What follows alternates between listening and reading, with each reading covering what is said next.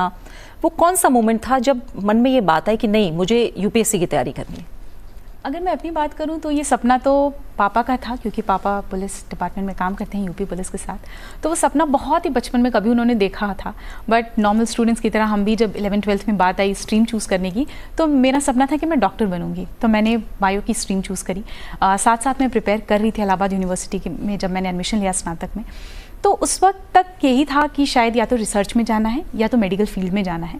And उसी की तरह मैंने मेहनत की, गोल्ड मेडल भी मैंने हासिल किया इलाहाबाद यूनिवर्सिटी से। सिमिलरली मैं बनारस हिंदू यूनिवर्सिटी गई। जब मैं वहाँ गई तो हमारा 6 मंथ का डिजर्टेशन वर्क होता है, जहाँ हमें रिसर्च प्रॉपर एक रिसर्च एटमॉस्फेयर दिया जाता है। जब मैं वो काम कर रही थी एंड उस वक्त ही के टॉपर्स थे कुछ जो न्यूज़ में आए, जिनके बारे में मैंने पढ़ा, तो ये 2 जब इंसिडेंट साथ साथ हुए, वो एक मोमेंट था जब मुझे इस एग्ज़ाम के बारे में बहुत ही क्लोजली पता चला। फिर मैंने रिसर्च शुरू करी कि क्या जॉब प्रोफाइल है, क्या इसमें अपॉर्चुनिटीज़ मिलती हैं। एंड तब मुझे समझ आया कि अगर मैं साइंस स्ट्रीम में जाती हूँ, डेफिनेटली वो लोग भी देश की सेवा ही कर रहे हैं, उसमें ही कंट्रीब्यूट कर रहे हैं, बट वो एक बहुत ही स्पेसिफिक फील्ड है जिसमें वो काम कर रहे हैं। और यूपीएससी के थ्रू जो हमें अपॉर्चुनिटी मिलती है वो बहुत ही डाइवर्स है। तो तब मैंने मन बनाया कि इस एग्ज़ाम को देकर तो देखेंगे, अपनी पूरी कोशिश करेंगे पूरी मेहनत से। तो इस तरीके से यूपीएससी का डिसीजन लिया गया था। बिल्कुल।